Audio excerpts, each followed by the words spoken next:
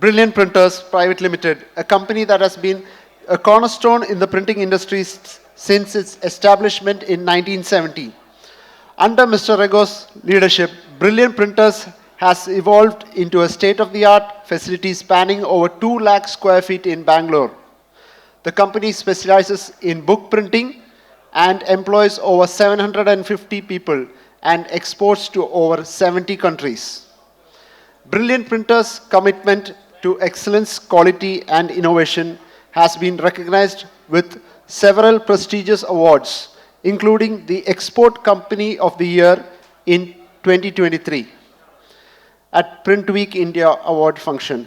He is also part of many social organizations and is also the current president of Karnataka Offset Printers Association. Please join me in welcoming Mr. Peter Anil Rego onto the stage. Good morning, everybody. Distinguished chief guest, honorable keynote speaker, fellow speakers, printer friends, and the fraternity of all printers here. It's an honor and privilege for me to be here in this August gathering to make a presentation. And before I begin, I would like to mention two things. One is, I am supposed to be sound boastful because I'm talking about my company. I've been asked to be boastful and say a lot of things about the company, which I will do. And the other aspect is that the story that I'm going to tell will relate to all of you because all of you have a similar story to tell. I may be representing you, but it's a similar story that all of you have. All of us started small and we are reached where we are today. Well, Brilliant Printers started in the year 1970 by my father, and I think it's the same year that KMPA also began. So we have one thing in common, 1970, right? Your KMPA also began? Yes, yes, so it's almost 55 years. And from a one man, one machine, today it has grown to become one of the biggest book manufacturing company in India.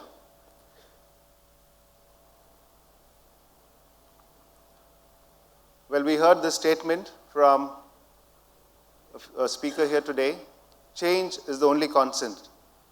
At Brilliant Printers, we have been very, very focused on this one adage that change is the only constant. And what has brought us here is change. We have never stagnated at any point of time. Whenever we have felt that we are doing well, it's okay, we'll relax. But then at that point in time, we have thought we should change, make a difference, make something else so that you go to the next level. And I think all companies, when they begin, in an XY axis, if you see, over the years, the company keeps growing, the turnover keeps growing, but at a particular point in time, it reaches a stage where whatever we try to do, the company doesn't do better. It just marginally does something. So that's the point of time we have to do some change. A change in place, change in new equipment, add new equipment, a small diversification in the product that you are doing.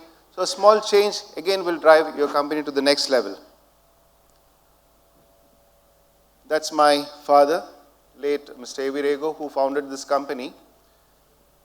Again, this story, I think all of you must be also having a similar story like yours. If you're second generation, your first generation founder must have done this.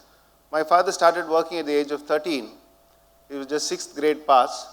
But then he had to start working because his father, my grandfather, told him to stop studying because he had 3 younger sisters to be educated and married. In those days, if you're all from that generation, you remember how important it is to educate girls especially and then get them married. So that's a big responsibility. So he had to stop studying and he started working at a printing press in Bangalore, our hometown, as a tea boy. He joined the press as a tea boy. So for 4 years, from 52 to 56, he worked in that press. And in 1956, he moved to Bangalore. Because he didn't know anybody, he slept on the streets for almost 25 days. And after which he joined a printing press as a helper. And from 1956 to 1970, he, from a helper to an operator supervisor, foreman. So he worked in 3-4 presses. And in 1970, he started Brilliant Printers in a 100 square feet space, one man, one machine, on a treadle machine, leg operated one, not the powered one, a leg operated one. And from there on, today, that foundation, basically built on ethics, is what has brought us to where we are. As I said, change is constant. If you see the statistics here, from one man, one machine, on that treadle machine that is there, we have moved to various places as the company grew. When we were thinking that we were at a stage where we are not doing only that much, we can't do much more because space is a constraint, we moved. We made a change. And as of last year, we were 2 lakh square feet. We are adding another 1 lakh square feet this year. And by June, July, we will be a 3 lakh square feet company. And from staff strength, from one man, we are now going to be around 1,000 employees by end of this year. So again, what has made a difference is a change. Never got stuck to something that we thought is good.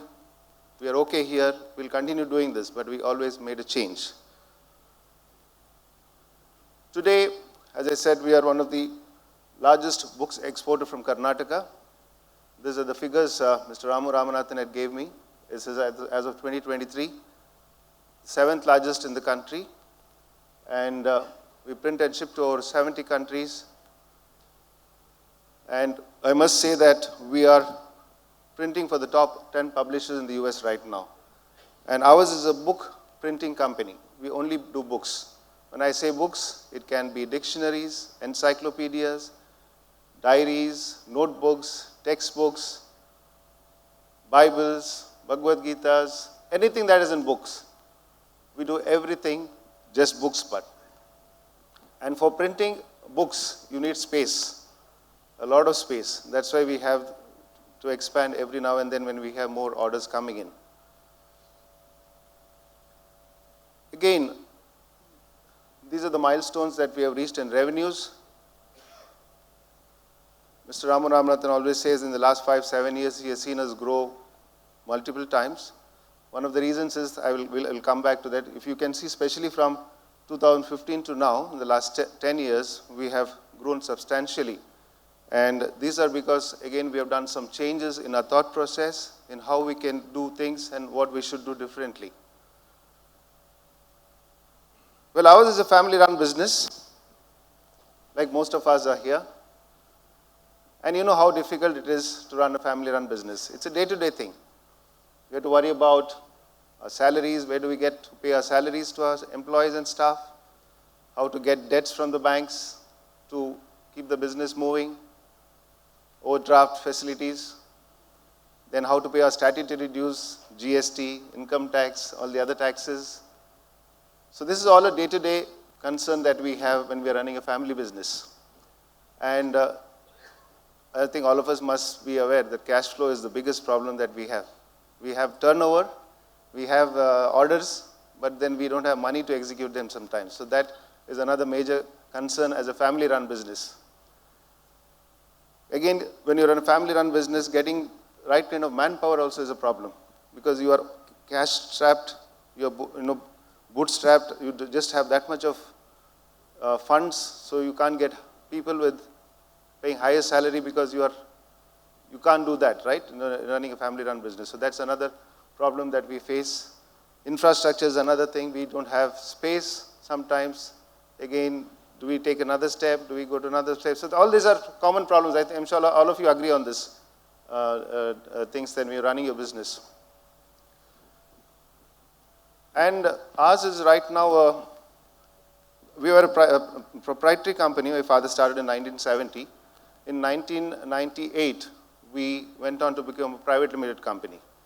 My brothers and I, both are printing engineers. We joined the business from 1990 onwards, in the last 3-4 years of 1990, 91, and 94. I'm there in this now almost 34 years now.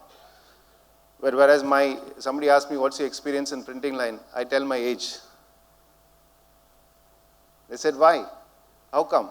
Are you working from your childhood or something? No. I said, I've seen our company grow as a child. In those holidays, during summer holidays, and I remember this in summer holidays when we were daytime or evening times we used to play, those 2 months. But that time my father had a 3-wheeler auto, the Tempo, with the luggage thing behind. So our press was in Chickpet. It's in the heart of the city, and our house was in around 8 kilometers away. So in the evening when he comes, he used to bring all those printed sheets. There was no folding machine those days. I'm talking of 70s and 80s. So everything was to be folded by hand. So the next day, during afternoon time, instead of sleeping or whiling away time, that time no TVs, no social media, no mobiles, no phones. So thanks to that, we used to sit down and do the folding.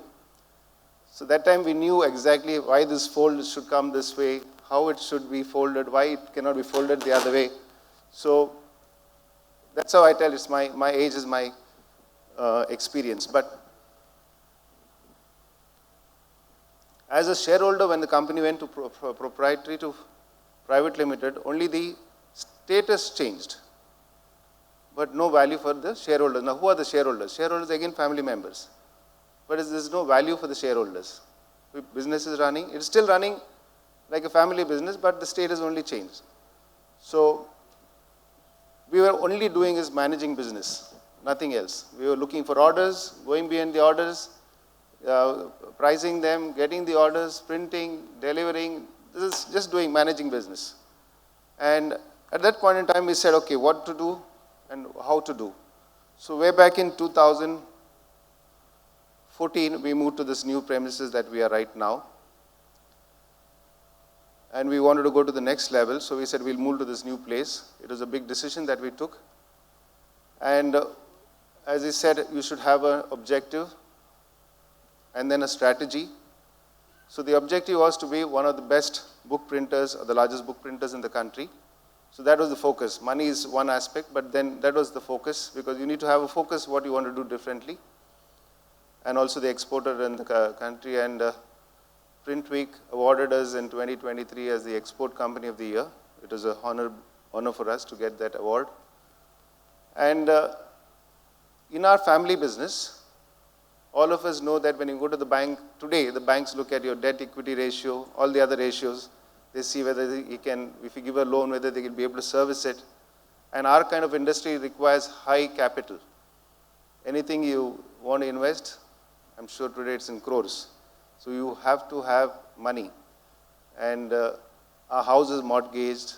All of us, I'm sure all of us, we mortgage our house, our properties to get the loans. But you may get the loan, but are you able to service the loan? So that becomes a major issue. So we said, okay, let us now move to the next level, make a change, and let's look at investors. Just not investors, strategic investors at that. A family-run business wanting to move out of its cocoon, but they wanted to do things differently, made a change, and we looked at strategic investors.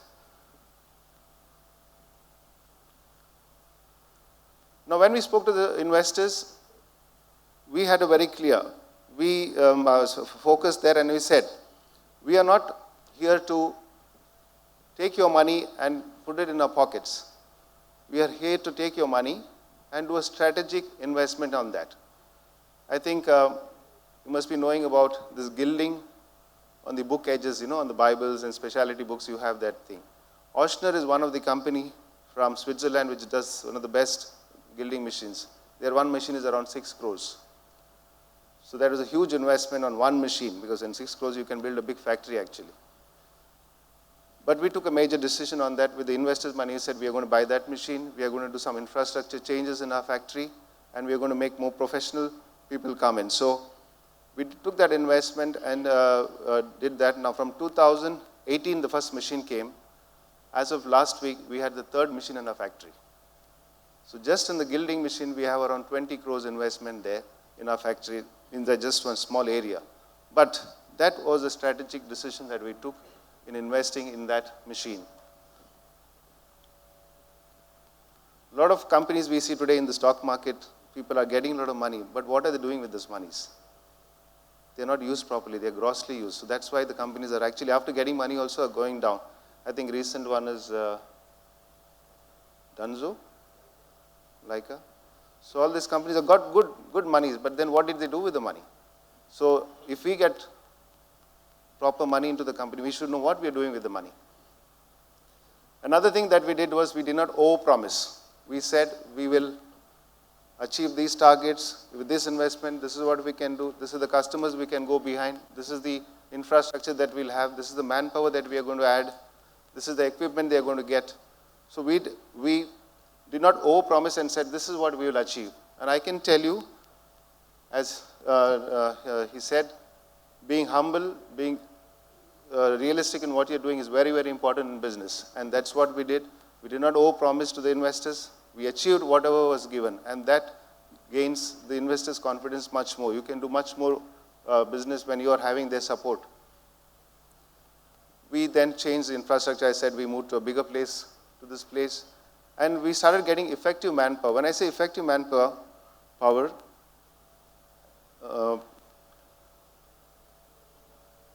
as I said, as a family-run business, we couldn't get the right kind of manpower because it comes with a price. So when we had these investors come in, we said we'll appoint somebody. Like we made a change. We did not get a person from the industry to change the operations. We got an person, like you are from a different industry that you come into this line.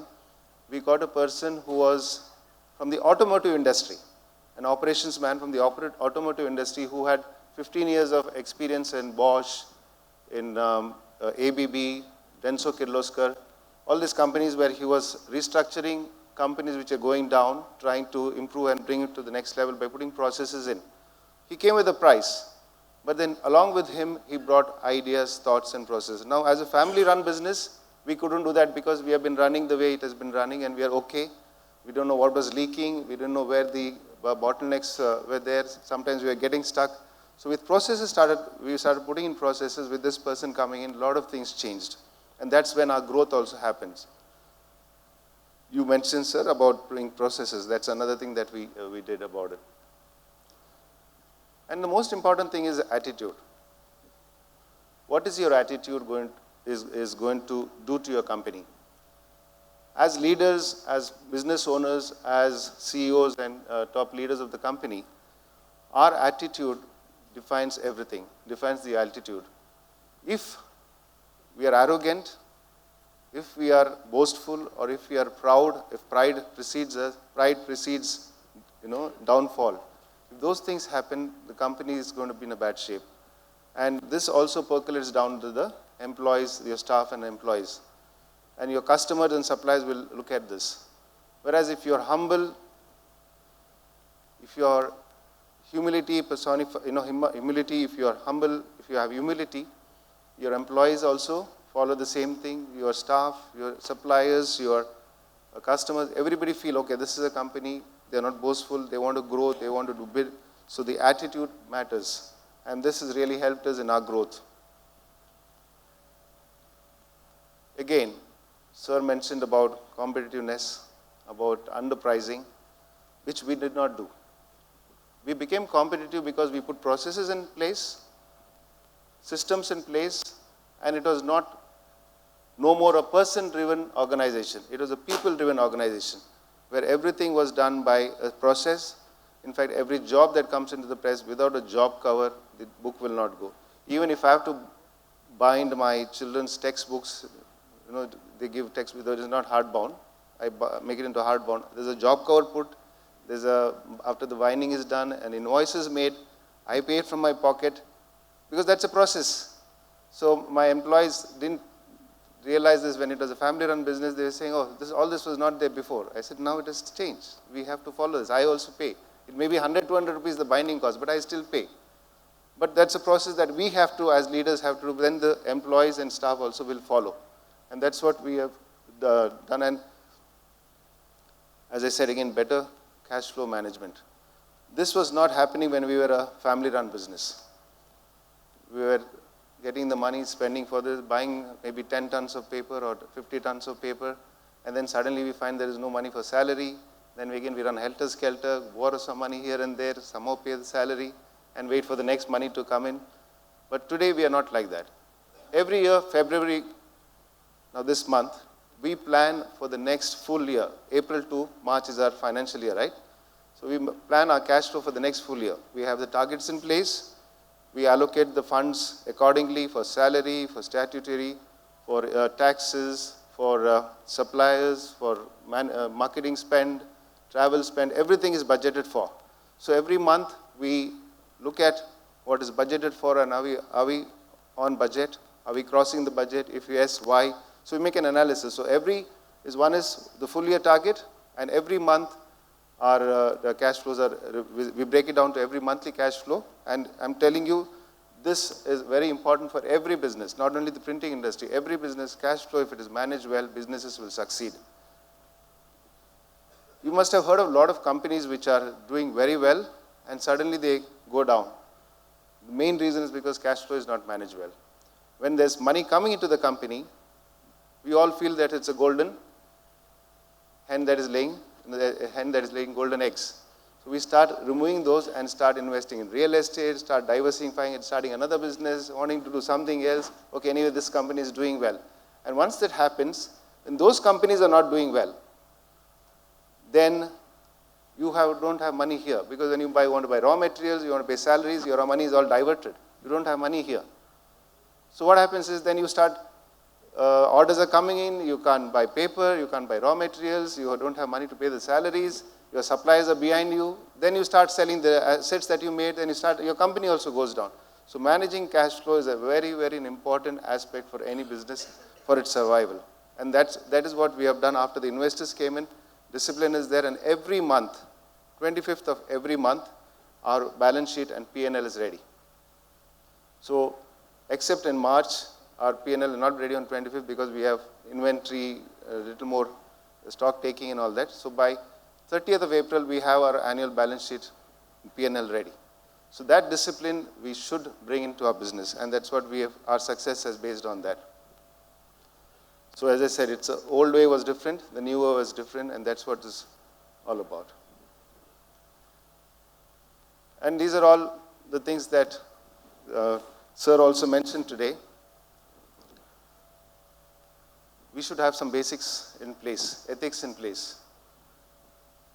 There is a lot of new generation business coming up. There's a lot of sunrise industries coming up. Printing is a conventional, traditional business. But if you don't have basics in place, none of these industries will survive. And if printing industry, if it has to survive, you have to have simple basic things in place. Ethics, commitment, enthusiasm, and more importantly, integrity. If you have integrity, your employees and staff see it through. Your customers see it through. Your bankers, all people who are involved with you, they will see it through. And if you, as Sir said, you walk the talk. What you say, you must practice. Transparency. If these things are not in place, your employees and staff can see you through. Everybody can see you through. So integrity is the key. And this is what we have tried to uphold in our company. Come what may, we will not compromise on what we say. If you're going to use this paper, we're going to use that paper. We have lost orders sometimes by not compromising, which is fine. But then ultimately, that will, in a long run, it'll be a good thing for you. And fundamentals are not lost. Another 100 years or generations to come, they're just rewritten. But these ethics will continue to be in place. And it has taken 55 years to reach here. That means patience is everything. It's an important virtue for all human beings. Be it running a family, managing a family, business, or everything. You have to have patience. Without patience, nothing will happen. If we are in a hurry, unfortunately, that will not lead us anyway.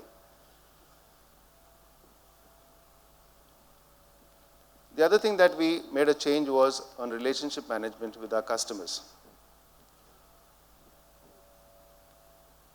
Also, we thought that instead of we had 300 customers around 2015, 2016.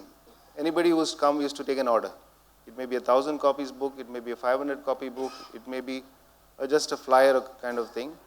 But the effort and time required for us to do that was same to do a 10,000 or 100,000 copies.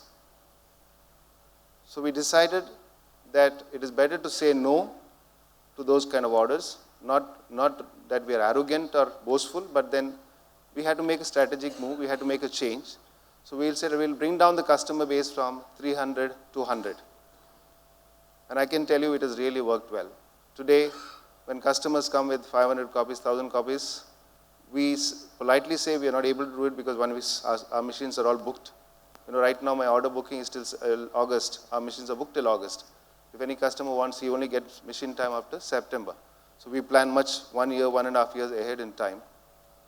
And we politely give to printers who are able to do that at a better competitive price. And when they do it with us, our costs are high when we do smaller quantities, because I've got 80 office staff, I've got generators running 24/7, 2000 kVA generator, there is power, there is so many things that are add-on which are not non-productive, but then they are required to run the business. Then not giving up with customers. Like for example, I was behind a customer from 2006-07 in the US, 4 or 5 of them rather. Never gave up on following up with them. Every year when I used to go to the US, meet with them, go to those exhibitions, book exhibitions, meet with them, give my card, and have patience. Probably they'll take you out for lunch or dinner, meet with them, have a coffee with them. All that they used to do, very fine, but never thought of, because that time China was doing big. So all of them were moving from US to China. Big time printing is happening in China. So, but what happened was patience, consistent follow-up. In 2015-16, when we moved to this new premises, they wanted to also look, because that time Trump came in his first term, I think in 2016 or 17 he came. These publishers wanted to look out of China. So they wanted to go to Brazil, Vietnam, and India also as an opportunity. So at that point in time, they had a card, my visiting card, my calling card. They had a face to the calling card. They had my contact details. And they said, okay, listen, we want to come to India. Can we come and meet you? They came in 2015-16, one by one, all the publishers started coming in. In the publishing fraternity, like a printing fraternity, it's a small fraternity. So you do good, they recommend or they tell somebody else. And some of them switch jobs from one company to the other company, so they carry information with them. So by 2017-18, we started doing those business. That's why I know those numbers I'm telling you, those numbers grew because of that. And today, unfortunately, we are in a position where we are telling those publishers we can't take enough, we can't take more orders. There are customers, publishers are coming and saying, okay, you're doing X with us right now, we want to give you X+1, X+2 business. We're saying, no, I'm sorry, we can't do it. Again, it doesn't sound arrogant, but better to be upfront and clear, saying this is what we can do, this is what we cannot do. But there's an opportunity for all printers here. The other thing that we did is we went into high-end niche products. Way back in 1988, my father started experimenting on printing on thin paper. The first thing he started was on 47 GSM. Those days, on an Indian web offset machine. Not so successful, but kept trying. Then came down to 42, 40, 36, 35, and today we can print on 27 GSM. Now, printing on thin paper is an art. Not many printers in the world can do printing on thin paper. In India, we have 4 or 5 printers. Among us, we have Thomson. Manipal is trying to venture into it. Thomson is expanding in Delhi. The 4 or 5 printers are there whom we know are trying to think. There is an opportunity here for all of us. If you're interested, there's a big opportunity. It's an art. It takes a lot of patience again, a lot of hard work. When your web offset machine can run 30, 40,000 impressions per hour, this will run only 5 or 6,000. So your operators will not be happy. Your helpers who are with the machine, they will not be happy because they're used to high-speed things. But then here you have to have patience. So we ventured into this thing. The other thing for a company to succeed is do some niche products. Some of you are in digital photography, in doing albums. Not everybody is doing it. But then you have created your own niche. So that's also important for success. Quality, better products is always the key. And when you are with the customers, as I said, you give them space for them to come to you. Keep following the regularly, give them space, and I'm sure at one time when they come to you, they'll come with a bang. Then what is the next thing that we did a change? Previously, we didn't have all the certifications. From 2015-16, we started adding certifications into our thing. We are ISO company now. That is 9,000 in 2015. Right now in progress is 14,001 and 45,000. That will be done by this year. FSC certified, CT pad, SEDEX. We are on DNB global rating at 2A2, which is one level before the top rating. And recently we just got EcoVadis assessment done. So this is another change that we did, so that when you're putting processes and systems in place, certifications will be important for you to manage this so that the process continues. You mentioned about environment. This is another thing that we concentrated in this journey. We are a zero liquid discharge company, because 90% of our water is recycled. There's no water that is wasted. And in fact, every drop of water that falls on the roof of our factory, there's a water sump tank is around 300,000 square feet. A sump tank is done. We store water. We have water pits. In fact, we spent some 20 lakh rupees and got a water diviner, a scientist so-called. Even in barren lands, he gets water. So we got him into our company, invested in that thing, and today around 5-kilometer radius in and around our surrounding in the villages, the water bed is coming up. So we have done something for the environment, because as businessmen, I think it's very important for us to also give back to the society. Yeah. And there is no disposal of any hazardous waste. There's a specific, we have incinerators, we are, as per the standards of Karnataka State Pollution Control Board, we follow all those systems. And in 7.5 acres property that we have planted 280 trees, including vegetables and trees. And it has become a green cover now. It was a barren land when we took. Today it's like a forest. It's very nice to see. It's full of green. And a lot of vegetables is grown there. And the vegetables grown for home, maybe we need 1 or 2 kgs, whatever we grow. But the rest of it is given to our employees at half the price. If the market is 50 rupees a kilo, we sell it at 25 rupees. We don't want to give it free. But then what is an advantage is they are always waiting in the queue to get this vegetables, because it is organic, there's no pesticides, and they are getting at half the price. So the employees also are happy that they are able to take something that is produced in their own company. And our unit is fully solar powered. 800 kVA of power is solar generated.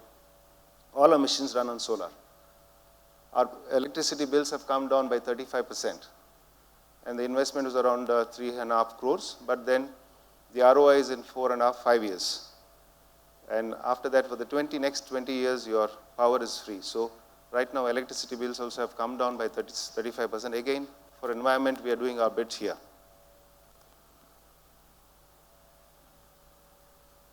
Rainwater harvesting, I said we have 3 lakh liters of capacity of sump. Every drop of water is, stored in our recharge pits. Some of the awards, I don't want to dwell much into it. The recent one was last year when we won the most challenging project of the year and the book printing company of the year. Well, another change that we did is previously also we were doing a lot of CSR activities, but it was not documented, it was not programmed well. But after this, we have started doing all this CSR activities. From 2022-23, we have started documenting it. And these are some of the projects that we are doing. And this year, in 25-26, we will be building a full school of, we are spending around, it's a government school, it is almost, the buildings are falling down.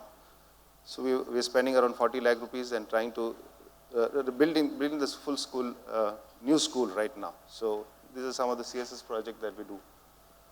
And in addition to that, we have canteen for our employees, food is subsidized.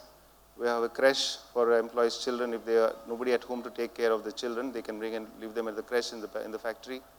We have a bus facility, as I said, vegetables. And also every quarter, targets are given to our management team. around 60, 70, 80 of us. So if they achieve the targets, or if they don't achieve, sometimes they're just reaching the targets, take them out for a party, have a good time, enjoy, and be with them. As you said, be with your team. Do not behave like a boss or a CEO. Behave like one of them, and I can tell you a lot of things gets done with that. Now books are growing. There's a perception that books are dying.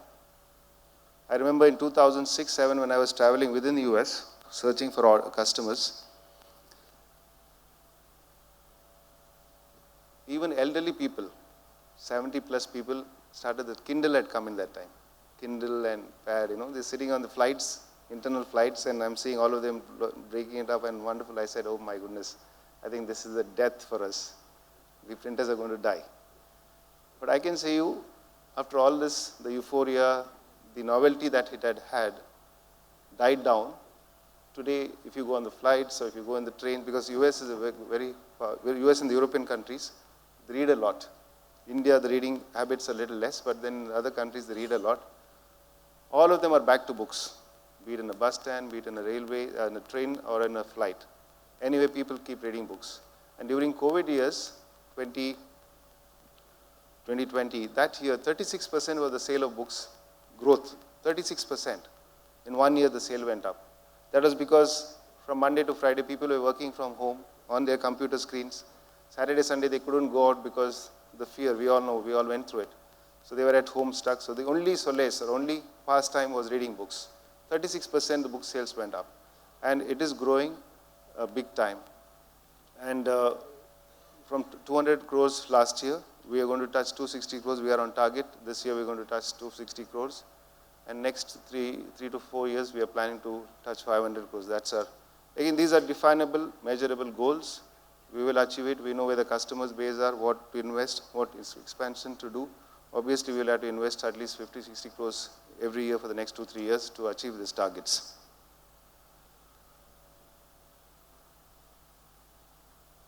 I think you must have heard about this, but I thought I'll mention it here because people are saying books are dying, but why books will not die? Because I think the first printed word was a book when printing was invented, and today books have survived all technological advances.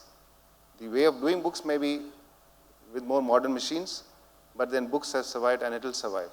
Sweden in 2009 had a bold and ambitious decision to do away with books. They went into full IT and replaced textbooks with computers and digital tools because they wanted their children to be ahead of the world to acquire the technological advancements. And what is the impact? Now they are realizing, we all know that, these are all things that is happening right now. Strain on the eye, concentration is not there,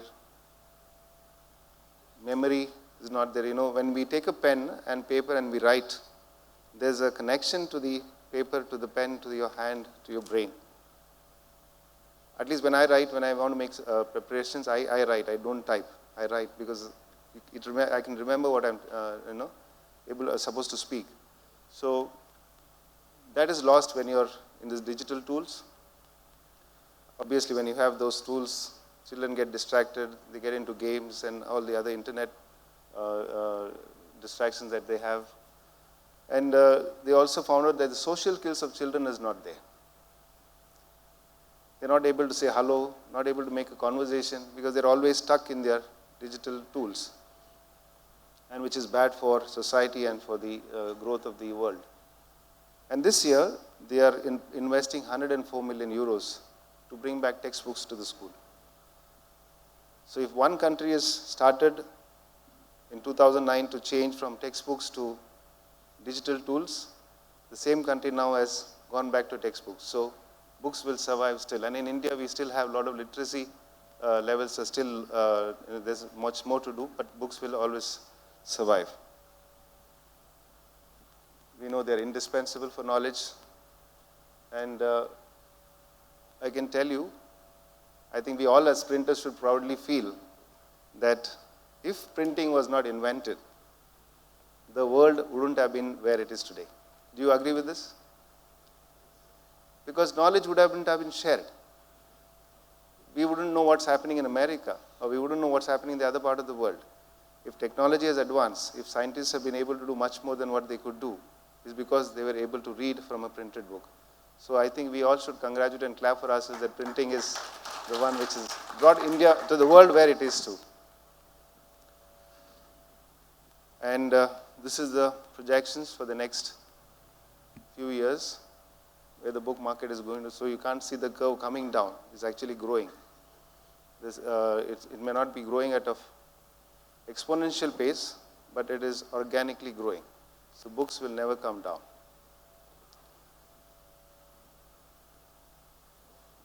I have this saying in my press: alone we are smart, together we are brilliant, brilliant printers.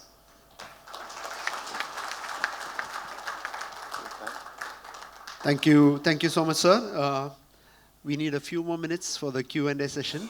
So we've gathered questions from the audience and from the delegates. We have two questions.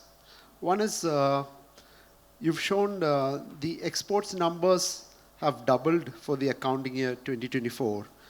We are seeing this trend among other book exporters from India as well. What is the reason? Is it due to China plus one strategy, or is it due to the hard work of book factories such as Brilliant, who have been focusing on it since the past 10, 15 years? All these factors are true. China plus is also one of the reasons. And also, the publishers are looking at India as an option other than China. And actually in India, there are a lot of printing presses which can do books. And I can tell you, if we printers in India really mind, we can be the printing hub of the world. We can be. But that requires our attitude change, our change in mind that we can achieve it. Because we are importing the paper. Probably if we start printing books in volumes, the paper mills also will start thinking, why should we allow imports to happen? Why can't we do Make in India concept? We can also go to the paper mills and say, listen, we'll give you this many thousands of tons. We all printers are here. This is our capacity right now. Because on thin printing, for example, I'm using around 4,000 tons a year. But if I go to ITC or Padamji or other paper mills which are manufacturing thin paper, for them, it doesn't entice them to invest on their machines maybe 100, 200 crores to enhance the production capacity, enhance opacity, all those things. So if I have maybe another 10 printers in the country doing thin printing paper, maybe we can have 10,000, 20,000 tons together and say, listen, we'll give you this volumes per year. I'm sure the paper mills will also think. So it is important that we have to make a change, but I can tell you, if we all printers in the country really plan, we can become the printing hub of the world, because our quality standards are up now. We have got the imported machines, we have got imported paper. It's just our mindset, just our expertise is ours. And the pricing right now is competitive. But in the next 10, 15 years, this opportunity is going to be there for us. After that, it's like a cycle. China had this opportunity the last 15, 20 years. Now it is moving, it will come to us. If we lose this opportunity, it will pass by, it will go to some other country. So we as printers can really wake up and we can make this as a printing hub of the world. Wonderfully answered, sir. So you are the newly appointed president of KOPA. Congratulations on that. Can we see more partnerships and combined knowledge sessions between KOPA and KMPA? Surely. Surely, Anup. In fact, yesterday evening when we arrived, we had over the dinner meeting, these thoughts came up, and we discussed about it, and we said we should do something together. I have just taken over as the president of Karnataka Offset Printers Association in September, October. I'm trying to get the dynamics, understanding the dynamics, how things are happening there. We also have two associations there. One is the Karnataka State Printers Association and one is the Karnataka Offset Printers Association. I understand here also you have two associations in Kerala. I'm trying to see how we can do things together rather than compete with each other. Because today's world requires partnership and togetherness to grow to the next level. If you start, it's like the frog in the well story, each of us trying to pull each other, it doesn't work. So I'm trying to see if we can get these two organizations together. Merger would be a good thing, but then maybe we can individually run our organization but still do things together. And surely we will try and do a session. The next committee meeting we have next week, I will propose this, that why don't we do a joint session where KMPA and COPA can together have an event, maybe once in Bangalore and once in Cochin or wherever in Kerala, so that printers from there can come here, and because we are close by just maybe 45 minutes flight, it's easy to come and go. So we'll surely organize one event there, joint event. Thank you, sir. Thank you very much. Thanks for your patience listening.